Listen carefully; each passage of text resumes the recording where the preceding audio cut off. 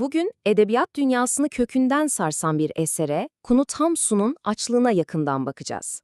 Gelin zihnin en karanlık dehlizlerini aydınlatan bu saplantının anatomisini birlikte inceleyelim. İşte bu cümlelerle başlıyor her şey.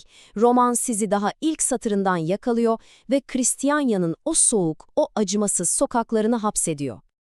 Peki, bu sarsıcı kelimelerin ardındaki adam kimdi? Onu böylesine unutulmaz, böylesine ham bir eser yazmaya iten şey neydi? İşte şimdi bu soruların peşine düşeceğiz. Çünkü Hamsun'un hayatına bakmadan bu romanı anlamak neredeyse imkansız.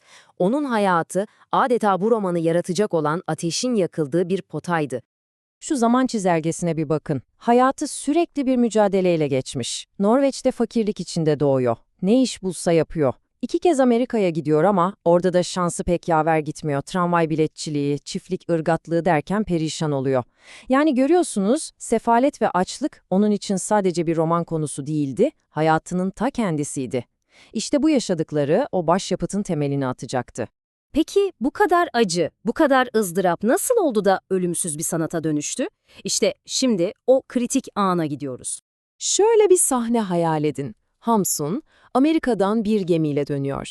Ama yaklaştığı yer ona en büyük acıları yaşatan Kristiyanya. O anılar zihnine bir hastalık gibi çöküyor. O kadar ki şehre dönme fikri bile bir karabasan gibi.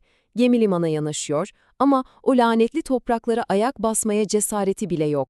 İşte tam o anda, güvertede, inanılmaz bir şey oluyor. Zihnini kuşatan o açlık sayıklamaları o kadar güçlü ki, eline geçirdiği bir kağıt parçasına romanın o meşhur ilk cümlelerini karalamaya başlıyor. Bakın bu bir ilham anı falan değil, bu bir zorunluluk. Yazmaktan başka çaresi yok.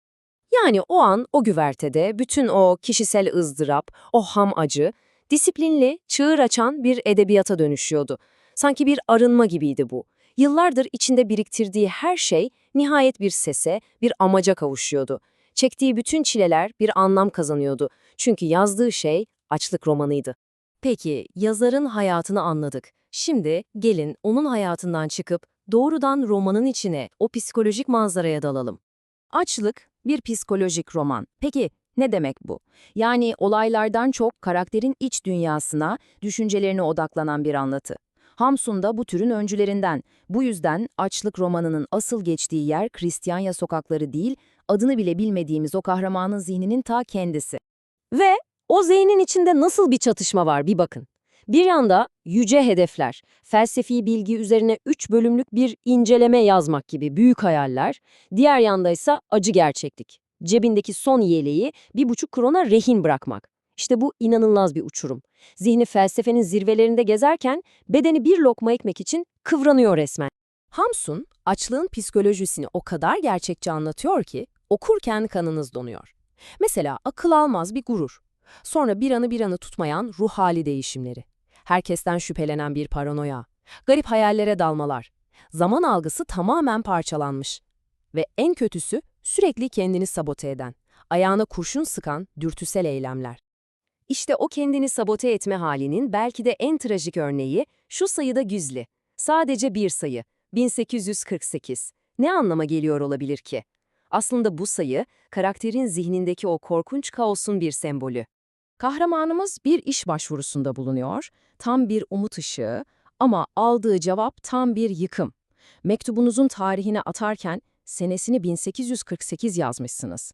Düşünebiliyor musunuz? Sadece basit bir hata, açlıktan bulanmış bir zihnin yaptığı ufacık bir yanlışlık, onun bütün hayatta kalma şansını elinden alıyor.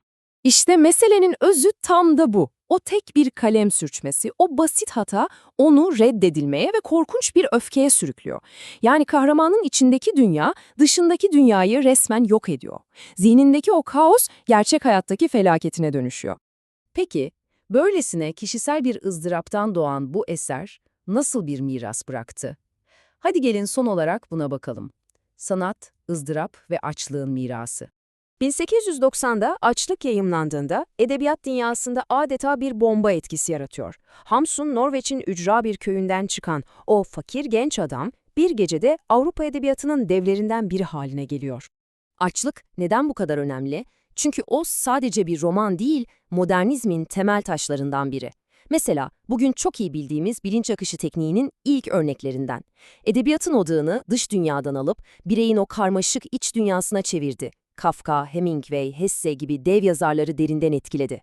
Kısacası bir romanın ne olabileceğini baştan yazdı. Ve tüm bunların sonunda aklımıza o kadim soru geliyor. Büyük sanat gerçekten de büyük acılardan mı doğar? Hamsun'un hayatına ve eserine baktığımızda sanki cevap evet gibi. Ama acaba ıstırap, yaratıcılığı besleyen bir ateş mi, yoksa sanatçıyı yavaş yavaş tüketen bir alev mi? Sanırım bu sorunun net bir cevabı yok ve belki de Hamsun'un bize bıraktığı en büyük miras da bu soruyu sormaya devam etmemizdir.